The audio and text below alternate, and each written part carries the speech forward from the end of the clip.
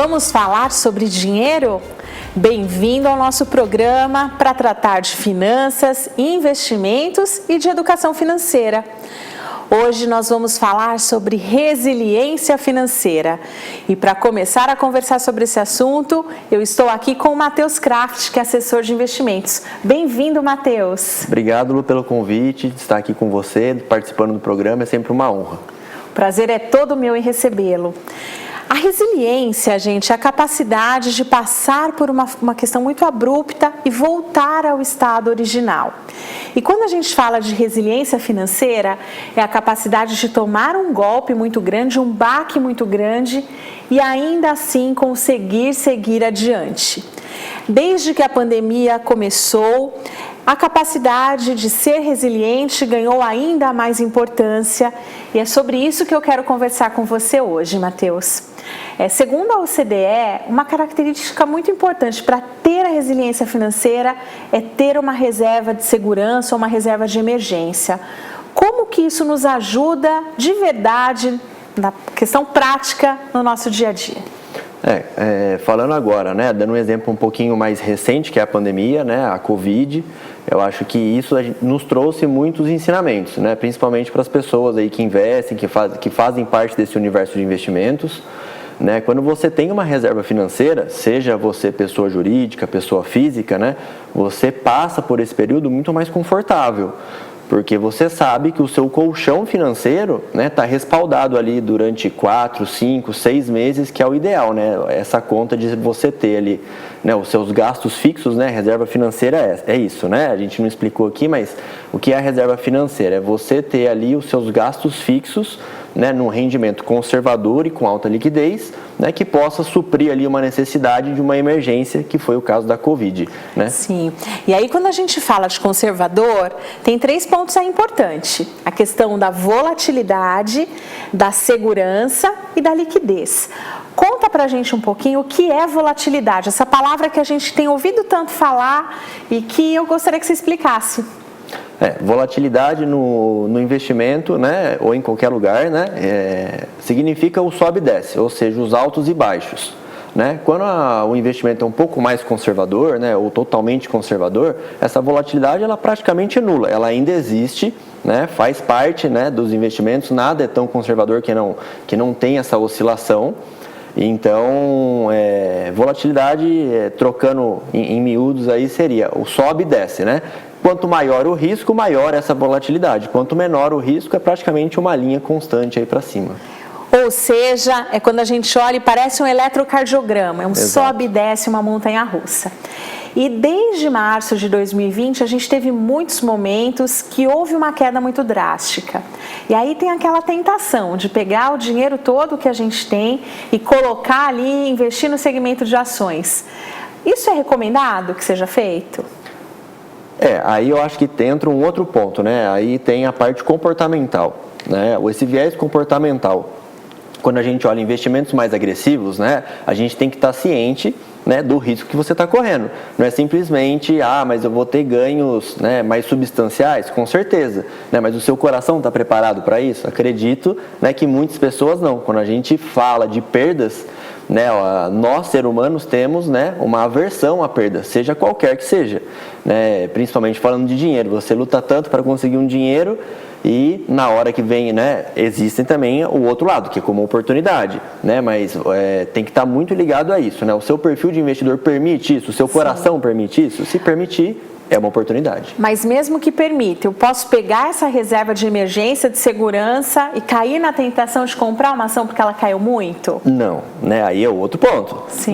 Eu acredito muito que a reserva de emergência nunca se deve mexer, porque o próprio nome diz, é emergência, é o seu estado financeiro, de segurança, é o seu colchão financeiro, isso não se deve mexer, Se você tiver ali uma sobra você tem um bom controle financeiro, você é superavitário todos os meses, aí sim, parte desse dinheiro, parte desse recurso você pode, ter essa potencialização aí, de sobe e desce de volatilidade, aí ok, aí pode ser feito. Aí um outro ponto que quando anuncia-se no jornal da noite, Bovespa bater um recorde, é normal que o seu telefone toque muito no dia seguinte querendo comprar mais? Exatamente.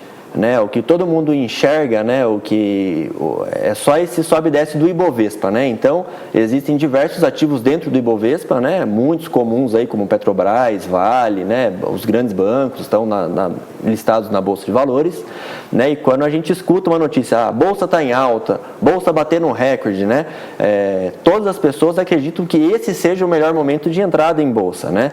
Então, a gente recebe muitos telefonemas, né, de clientes ou pessoas procurando, né, os nossos serviços de assessoria de investimentos para ingressarem naquele momento na bolsa. E quando é o contrário? E quando o jornal anuncia, nossa, hoje foi um terror, a bolsa caiu. E quando a gente chegou lá em março de 2020, a queda total, se a gente olhar em dólar, foi quase de 50%. E aí, o que acontece nesse momento? Então, aí existe de novo, né, falando um pouquinho de viés comportamental, né, existe o que a gente chama de efeito manada no mercado financeiro, e o pânico é o pior dos efeitos, né, porque todo mundo se desespera, né, e aí por isso que a gente está falando hoje um pouquinho de resiliência, e esse desespero, essa parte emocional, quando a pessoa está atrelada, né, a investimentos mais agressivos, com esse sobe e desce, com essa volatilidade, como a gente está explicando aqui, ela tende ao que? A se desesperar, né?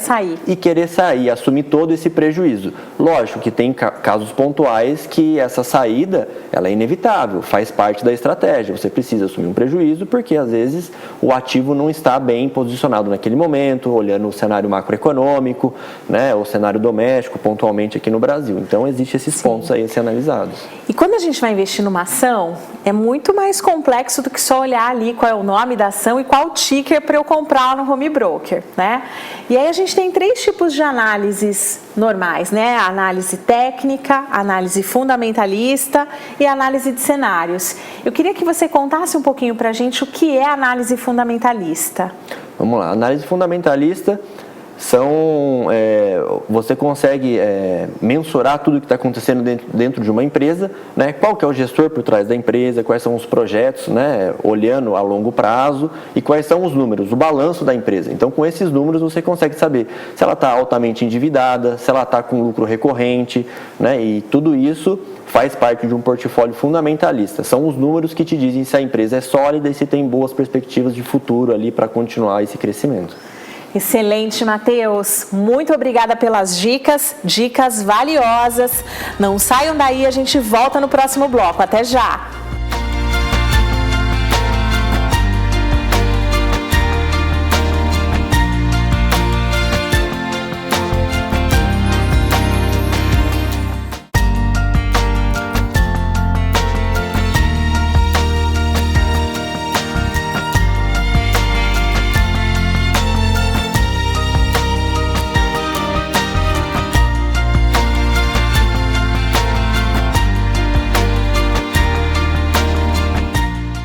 Estamos de volta com o nosso programa Vamos Falar sobre Dinheiro, com uma convidada, amiga do coração, Tereza Baixa. Bem-vinda, Tereza. Obrigada, Lu, obrigada pelo convite. Que legal ter você aqui.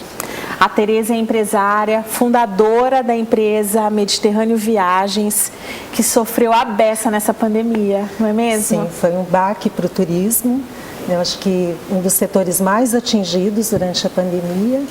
E provavelmente será um dos últimos a retomada. E conta pra gente, Tê, como é que foi isso? Fechou, não dá mais para vender viagem. Primeiro você teve que resgatar quem estava fora. Foi Sim. Isso que aconteceu? Sim, quando as fronteiras fecharam, nós tivemos que fazer uma força-tarefa para trazer as pessoas que estavam lá fora. Feito isso, aí vieram as remarcações, cancelamentos. Então, até que o governo editou uma medida provisória, que depois virou lei, que aí sim estabeleceu os direitos e deveres, enfim, que a gente conseguiu realmente arrumar toda essa engrenagem aí do que estava acontecendo, aí sim a gente conseguiu respirar um pouco. Sim, e aí entra um ponto importante, né? Pessoas viajando, às vezes do outro lado do mundo, e que muitas vezes não tinham ali uma reserva de emergência. E como que foi isso? Porque quando a pessoa viaja e de repente testa positivo para a Covid, o que acontece a partir daí? Então, o que acontece é que normalmente quando você viaja, você adquire um seguro viagem. Sim. Só que a pandemia foi algo tão surreal para todo mundo que o seguro não cobria a pandemia. Então, até que as seguradoras se ajustaram e começaram a colocar a cobertura, aí sim a gente conseguiu respirar um pouco também, tá? Mas se você está lá fora e testou positivo, você tem que cumprir a quarentena lá fora. Então, ou seja, os custos de tudo isso é por tua conta. Então, imagina o quanto isso não acrescentou aí no custo da viagem desse cliente. Sim, porque aí a gente está lá fora, né? Dólar, euro, com a moeda super valorizada desse jeito. Sim. E aí ter condições de honrar com tudo isso é fundamental, né? Mas aí feito isso, resgatou todo mundo, trouxe de volta. E você, né? O seu negócio teve que fechar. Você já voltou para o escritório, para a agência, desde março? Não voltamos. Isso foi uma opção da empresa. Sim. Quando decretou pandemia em março, nós colocamos uma data de retorno, maio. Não imaginávamos que a pandemia teria essa proporção toda. Maio não se concretizou, colocamos um novo período para agosto. Também não. Então, tomamos a decisão de ficar home office pelo restante do ano de 2020. E quanto tempo levou para a ficha cair, para você perceber que não voltaria tão cedo? Eu acho que ela caiu realmente em dezembro. De março a dezembro? De março a dezembro. Aí ela caiu, que realmente a coisa era muito mais grave. Por quê?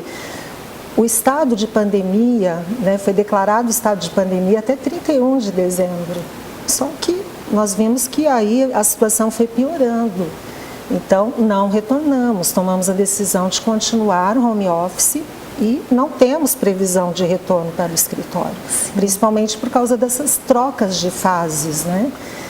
Tanto é que a nossa data 2021 para retorno era janeiro e não conseguimos, porque a cidade entrou em fase vermelha, depois em fase emergencial, então não conseguimos retornar e eu de verdade não vejo perspectiva desse retorno tão cedo. Sim, e aí como empresária, contas para pagar, aluguel, funcionários, como que você lidou com tudo isso? Olha, Lu, aí é que vem a saúde financeira da empresa. Ninguém tem caixa para um ano, ninguém. Então, normalmente o caixa que nós fazíamos era para 3, 4 meses no máximo. Que é um bom capital de giro, né? Antes da pandemia, uma empresa com caixa robusto para 3, 4 meses era plenamente saudável. Sim. Mas, como diz, o brasileiro se vira nos 30. E o que você fez para se virar? Me conta. Fomos cortando custos. Sim. Como estávamos home office, então desativamos todas as contas da empresa, luz, internet, telefone, suspendemos as contas, houve um acordo com o dono da sala para a suspensão do aluguel e fomos fazendo assim, mantivemos a funcionária. Sim, isso é excelente, né? Ter essa dica de ter os custos controlados, cortar o que tinha que ser cortado, renegociar, eu penso que é fundamental para conseguir retomar. Né? E na sua vida pessoal, como é que foi isso? Porque tem o lado empresa e tem a empresária Tereza. Sim.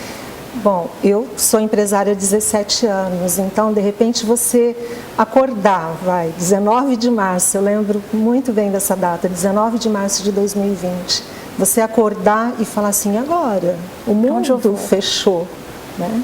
As fronteiras fecharam. E além de você não ter receita, você ainda tinha que fazer devoluções.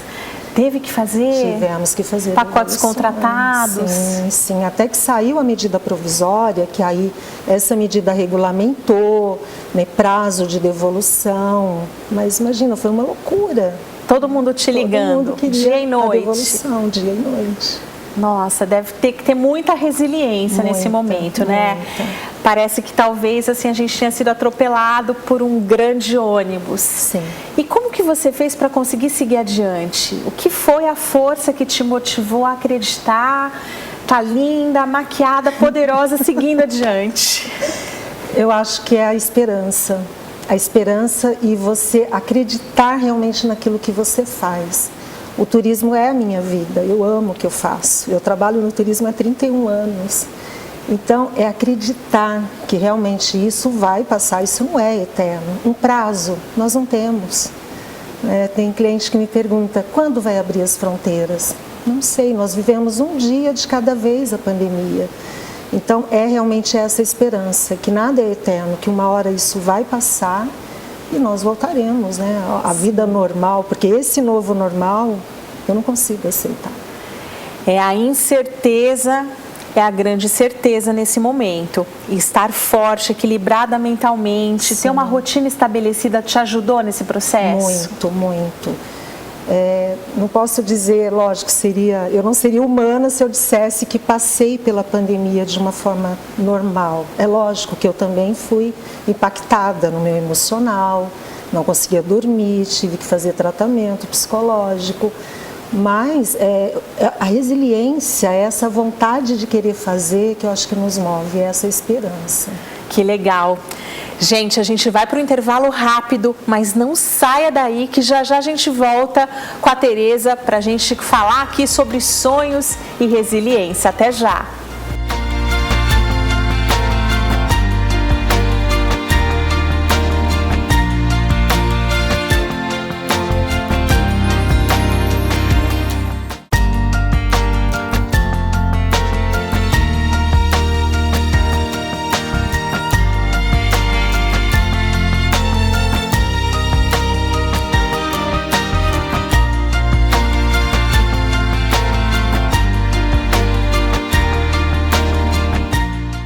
Estamos de volta com o nosso programa Vamos Falar sobre Dinheiro com a Tereza Bach, mulher resiliente, empresária, determinada e que está aqui lutando com todas as forças para atravessar esse momento difícil. Sim.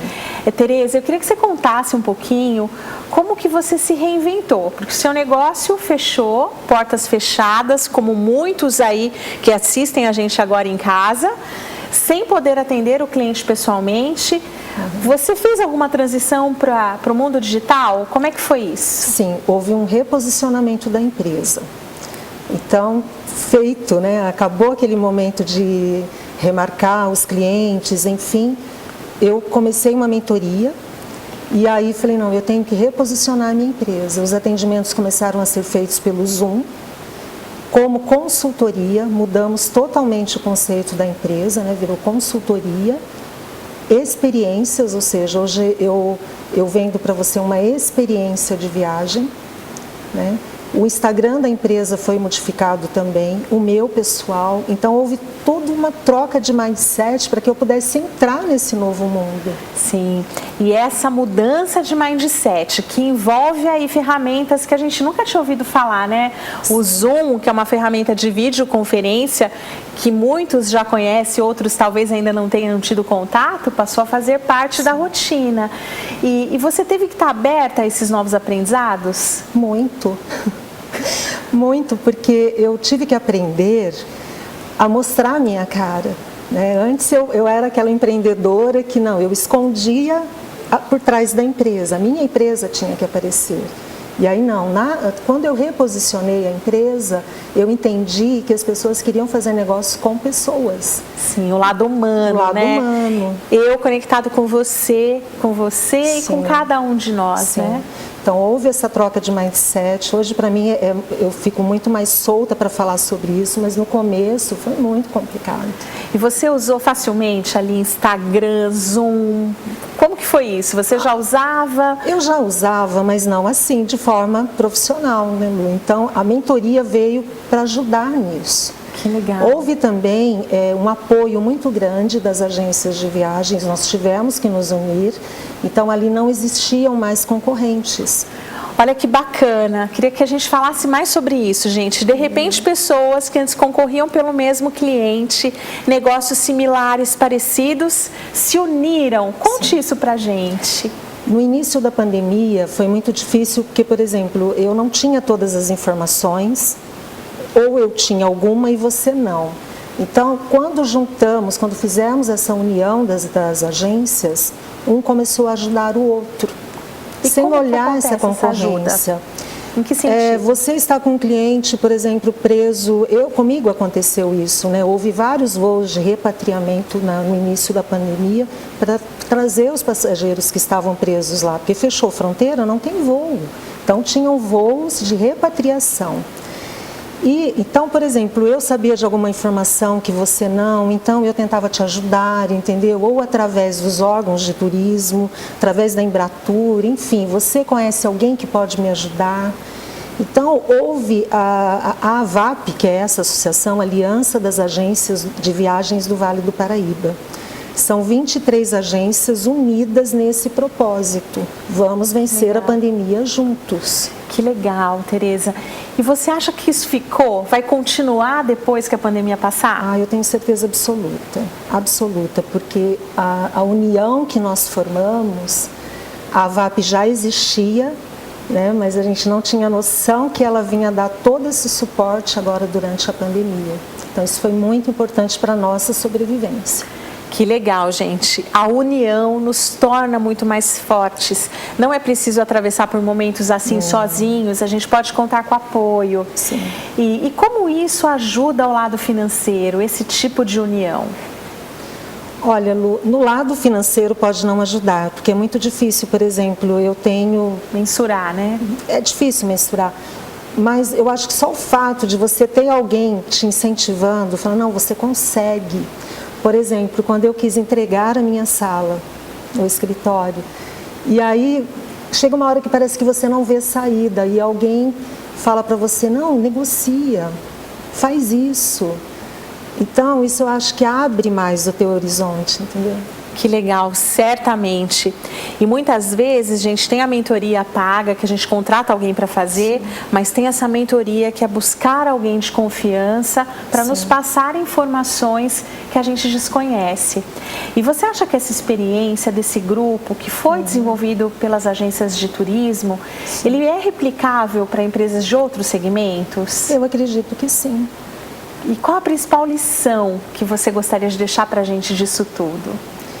Olha, a lição de não desistir, sabe? De continuar acreditando nesse sonho, de continuar resiliente, porque é o que eu falei, isso não é eterno, isso vai passar. Sim, e quem quer viajar como eu, adoro viajar, é o momento de continuar sonhando e tendo esperança de voltar aí a pisar no aeroporto, pegar meu passaporte, voar de novo? Sim, aliás, eu falo muito isso no meu perfil. Eu sou muito verdadeira, é um dos meus valores, né, do meu Instagram. Se você me perguntar, é o momento de viajar? Não é o momento de viajar, é o momento de nos cuidarmos. Sim. Vai chegar o momento? Vai. Podemos continuar sonhando? Podemos. E o que a gente pode fazer prático, né? Na prática, no dia a dia? Eu tenho um sonho de conhecer, por exemplo, o deserto de sal lá da Bolívia. O que eu posso fazer para ficar mais próximo desse sonho quando tudo isso passar? Planejamento. Aí é que entra a agência de viagens. Muita gente tem aquela noção que a agência é algo muito caro. Não, mas a consultoria e o planejamento de uma agência consegue fazer com que você tenha roteiros mais assertivos, principalmente agora no momento de pandemia. Você pode chegar num país e ele te exigir 14 dias de quarentena. Então você vai suportar ficar 14 dias fechado dentro de um hotel para depois começar o teu roteiro? Então tudo é planejamento agora. Excelente, Tê.